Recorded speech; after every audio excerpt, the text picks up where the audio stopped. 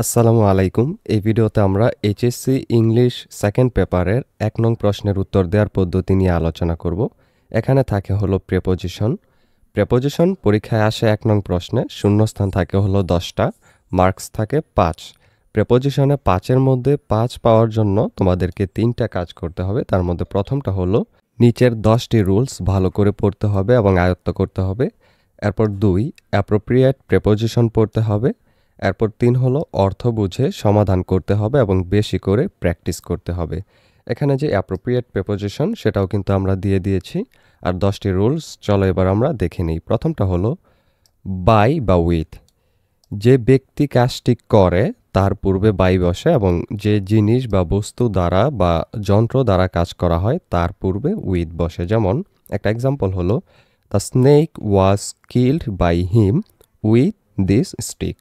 অর্থাৎ সাপটি তার দ্বারা মারা হয় এই লাঠিটি দিয়ে। এখানে দেখো বাই বসছে হলো ব্যক্তির আগে, হিমের আগে, এবং উইথ বসছে হলো যেই যন্ত্রটা দিয়ে মারা হয়েছে, যেমন স্টিক বা লাঠি, এই লাঠিটার আগে কিন্তু এখানে উইথ বসছে, যেটা এই রুলসের মধ্যে বলা হয়েছে। এরপর ২ নম্বর রুলসটা হলো বিটুইন বা অ্যামং। ২ এর মধ্যে বোঝাতে বিটুইন হয় এবং ২ এর অধিক ব্যক্তির মধ্যে বোঝাতে অ্যামং বসে। যেমন একটা এক্সাম্পল হলো divide the fruits between the two brothers. অর্থাৎ এই ফলগুলোকে ২ জন ভাইয়ের মধ্যে ভাগ করে দাও। এখানে কিন্তু ২ জন বলছে, তাই হচ্ছে বিটুইন। এরপরেরটা হলো distribute the টিফিনস among all the students. অর্থাৎ সকল ছাত্রছাত্রীদের মধ্যে টিফিনটা ভাগ করে দাও। এখানে যেহেতু ২ এর অধিক বোঝানো হয়েছে, অনেকগুলো ছাত্রছাত্রী, তাই এখানে কিন্তু অ্যামং বসছে। এরপর ৩ নম্বরটা হলো ইন অথবা অ্যাট। বড় স্থান বোঝাতে ইন বসে এবং ছোট স্থান বোঝাতে অ্যাট বসে। প্রথম এক্সাম্পলটা হলো I live at Dhanmondi in Dhaka. এখানে ঢাকা হলো একটা বড় শহর আর ওইটার মধ্যে ছোট্ট একটু জায়গা হলো ধানমন্ডি। এই কারণে ধানমন্ডির আগে বসছে অ্যাট এবং ঢাকার আগে ইন। এরপর দ্বিতীয় এক্সাম্পলটার মধ্যে বলছে she lives at Dhaka in Bangladesh. সে বাংলাদেশের ঢাকায় বাস করে। এখানে বাংলাদেশটা হলো বড় জায়গা, তাই এটার আগে ইন, আর ঢাকাটা হলো বাংলাদেশের মধ্যে একটা ছোট বিভাগ, তাই ঢাকার আগে বসছে অ্যাট। ৪ নম্বরটা হলো ইন অথবা ইনটু। কোনো কিছুর ভিতরে গতিশীলতা বোঝাতে ইনটু এবং ভিতরে অবস্থিতিশীলতা বোঝাতে ইন বসে। প্রথম এক্সাম্পলটা হলো the MPs were in the parliament.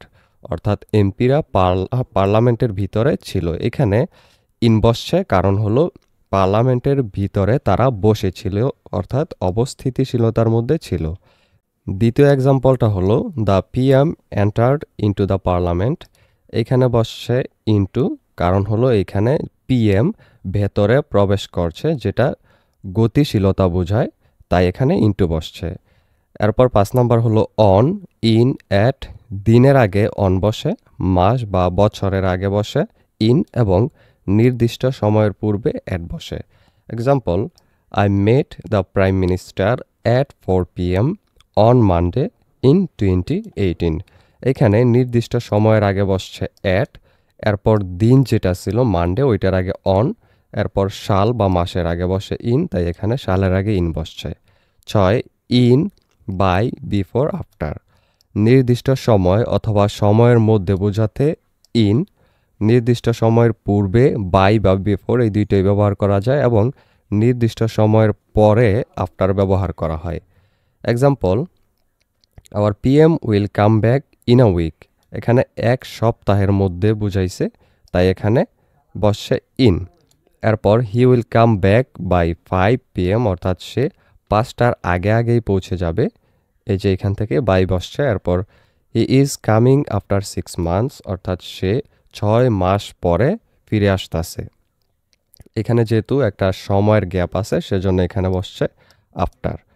এরপর ৭ নাম্বার ইন, অন এবং টু।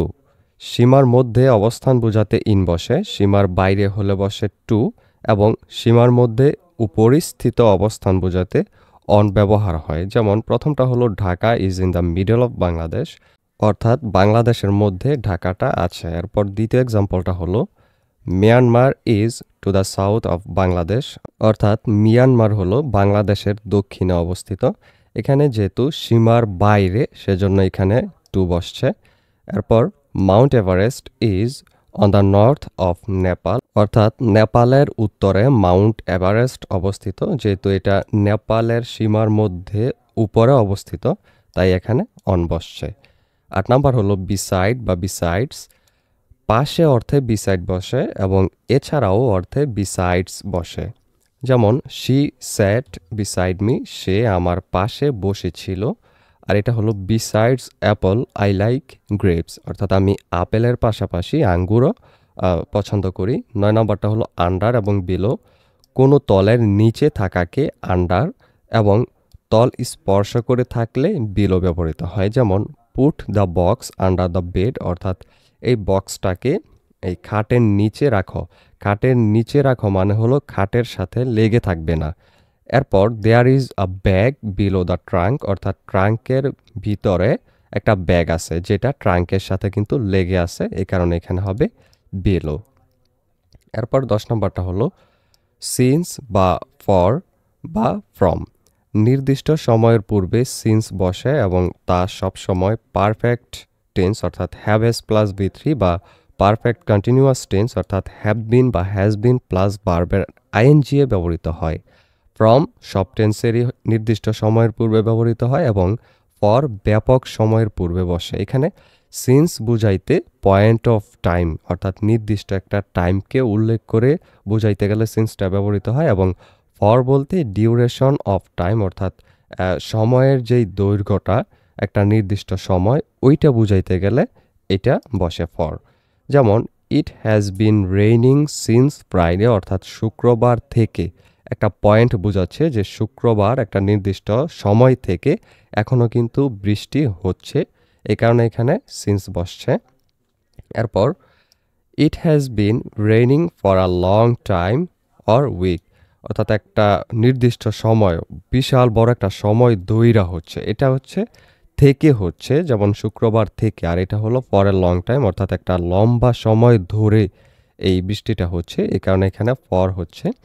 এরপর ইট ডিডেন্ট রেইন ফ্রম জানুয়ারি, জানুয়ারি থেকে কোনো বৃষ্টি হয়নি। এবার চলো আমরা অ্যাপ্রোপ্রিয়েট প্রেপোজিশন দেখে নিই। অ্যাপ্রোপ্রিয়েট প্রেপোজিশন হলো যে ওয়ার্ডের সাথে শুধুমাত্র নির্দিষ্ট একটা প্রেপোজিশন ছাড়া অন্য কোনো প্রেপোজিশন বসে না, সেগুলোই অ্যাপ্রোপ্রিয়েট প্রেপোজিশন।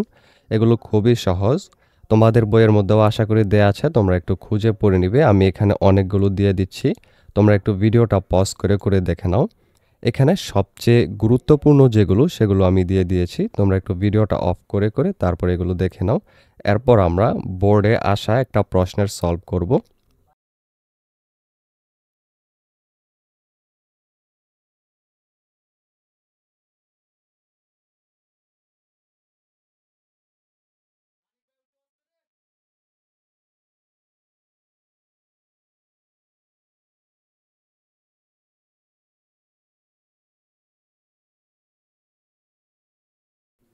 এইবার চলো আমরা ঢাকা বোর্ড 2016 এর মধ্যে আসা একটা প্রশ্ন সলভ করে নেই।